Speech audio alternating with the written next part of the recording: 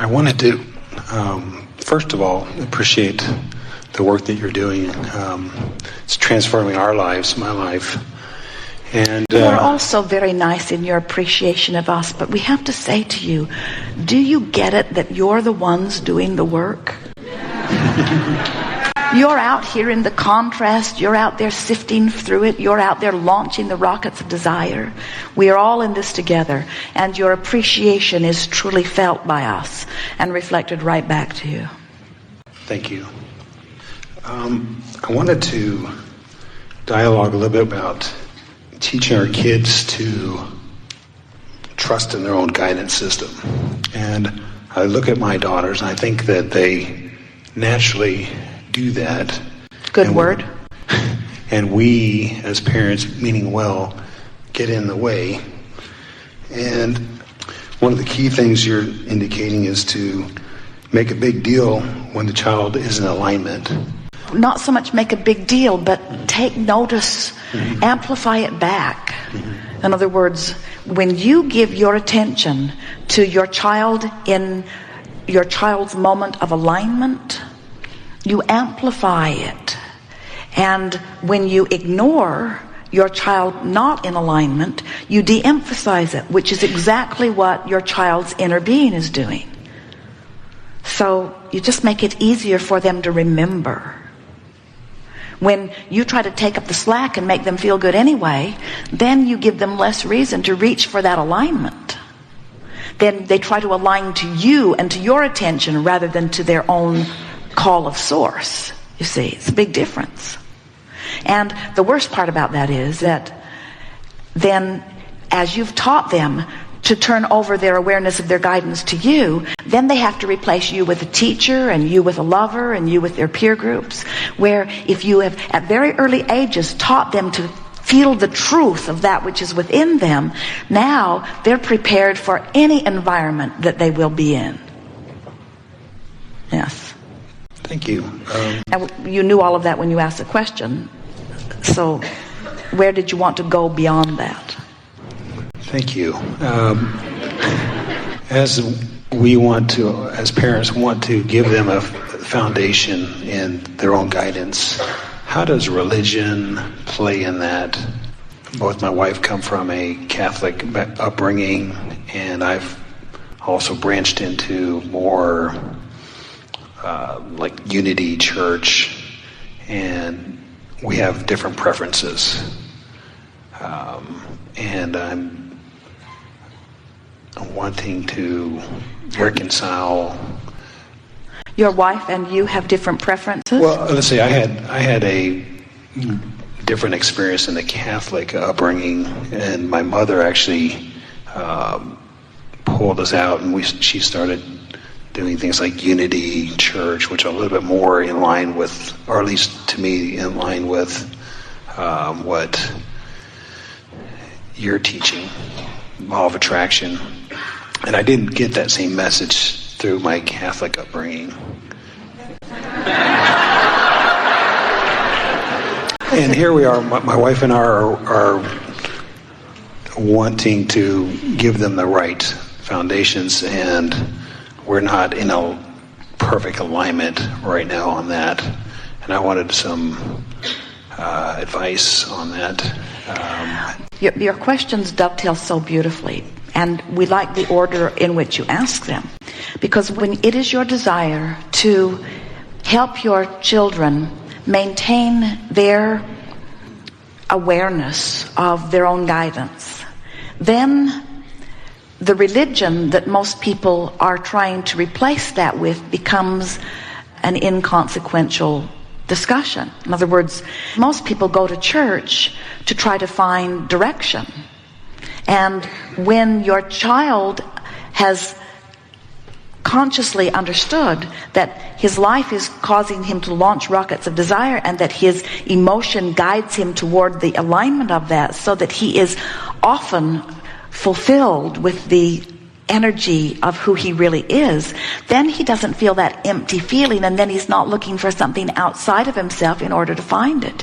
And it may sound odd, and we are certainly not anti-religion, but most religions actually teach getting outside of yourself for your guidance, looking to some other set of rules, looking to something other than what is within you. So they are counter to who you really are. And it's the reason that so many people are struggling within religion. And it's the reason that so many religions are warring with one another. There is very little alignment in most of those environments, while it is certainly not necessary to be out of alignment.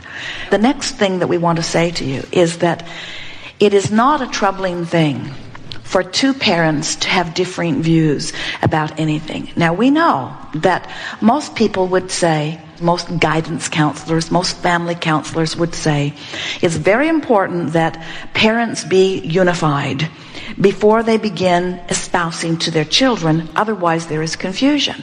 And we say, that would be true if you have decided that you are the guidance for your children. If you've decided that you are the guidance for your children, then you should be on the same page about the way you are guiding them. Otherwise, you will make them crazy. But since you cannot be the guidance for your children, then what possible difference does it make whether you're on different pages or not? And wouldn't it be nice if each of you were taking different paths and getting to the happy place that you both want to be? And isn't that like the real world? In other words, sometimes people will sit in the chair and they will talk about divorcing, and they're worried about their children, and we say, there's nothing wrong with two parents being in two separate families, because now your child gets an up-close personal view of the way different people who they care about live their life. Nothing could give them a better basis for unconditional love. Nothing could give them a better basis of understanding that you don't have to think, in fact, you weren't born to think identical thoughts to your parents. And if your parents could get you to think identical thoughts to them, there would be no motion forward. Why do you think children are born and are so full of their own quest, their own zest for life experience?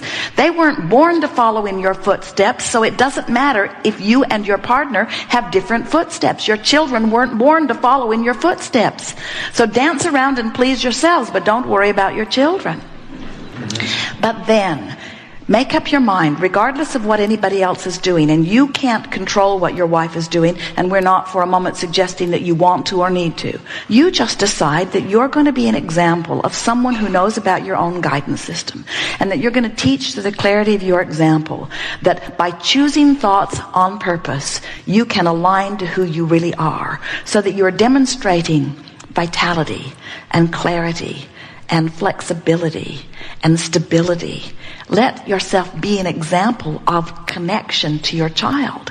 That's the best that you can teach them. Don't try to teach them what they should want or how they should think.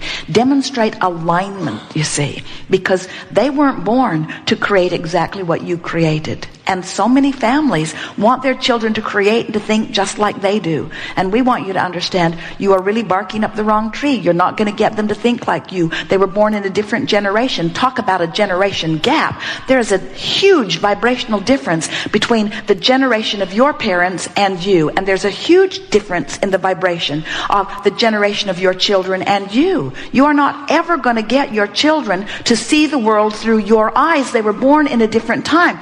Everything expanded dramatically before they reached this time and space reality, you see. What you want to impart to your children is that there is diversity in thought, and that is a good thing.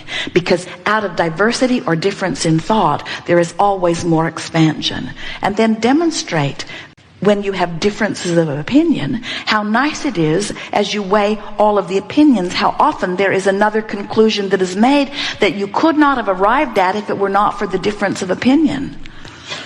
Don't worry about trying to guide your children through your principles. They are born with their own. You are powerful beings who have come forth with powerful, specific, deliberate intent. And not one of you said, I hope I'm born into the right family who's got it all sorted out, and I hope my parents agree completely with each other, because when I get there, I'm going to have no life experience or thoughts of my own. I'm just going to mimic completely what they have figured out. So hopefully they will have it all figured out before I get there. Not one of you said there. Every one of you said what they're doing, How they're thinking and who they are is irrelevant to me. They are the avenue through which I will come into this diverse environment, from which desires will be born that my inner being will become, and it will be my unequivocal desire to get up to speed with who I am. And my parents, while I want to love them because my inner being does, are really irrelevant to my experience in terms of me fulfilling my reason for being. If you want to be a good example to your children, be happy. You can be busy and happy. You can be so busy that you don't have time for them and be happy and be the example that is good for them. You cannot have a thing in the world to do, and rather than be bored, be happy.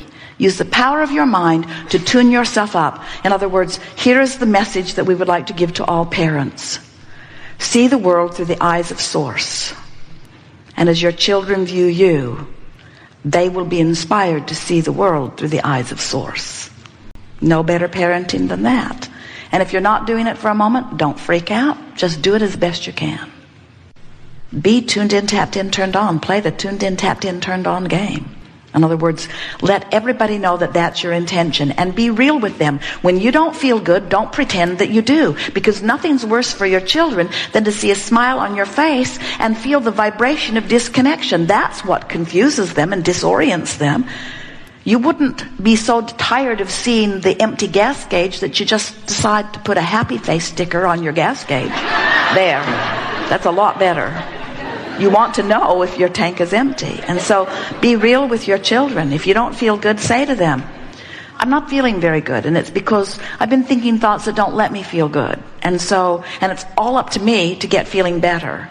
So, excuse me, I'm just going to go think about some happy things till I get feeling better. Like what? Like what are you going to think about? I'm just going to remember all the happy things I can think of, like the day you were born, or the day you did this, or the day you did that, or how I feel about you, or how I felt when mommy and me met, or how I feel when I see a beautiful flower. I'm just going to think of all the happy things that I can think of until I get I already feel better. Oh, that was easy. Oh, now what? In other words, be real with them. Be real in your disconnection, be real in your connection, but be vividly aware of how you feel, and understand that that's what you're demonstrating to your children. Upstream, downstream, upstream, downstream. Tell them that. Thank you.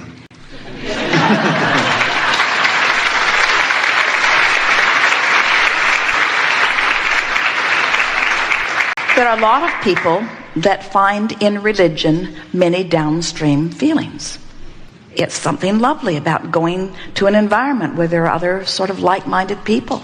It's nice to have a community with people that you care about around you. It's nice to think thoughts of goodness. In other words, there isn't anything wrong with any religion. We just don't want you to try to find within any religion something to replace this supreme guidance that every one of you was born with. And at the heart of every religion is someone who was expressing that. Jesus said, the kingdom of heaven is within you. It's not outside of you. He was talking about exactly the same thing. In other words, every religion, in every vernacular, at the heart of it was someone who was understanding this connection between source and physical. And while there have been a lot of different ways of saying it, at the heart of every religion is this knowing. So you could pick from any of them and find alignment, or you could pick from none of them and find alignment. The source that you reach for is not in a church. It's not in a building. It's available to you anytime, anywhere. A constant, steady, beaming signal calling you home toward who you really are.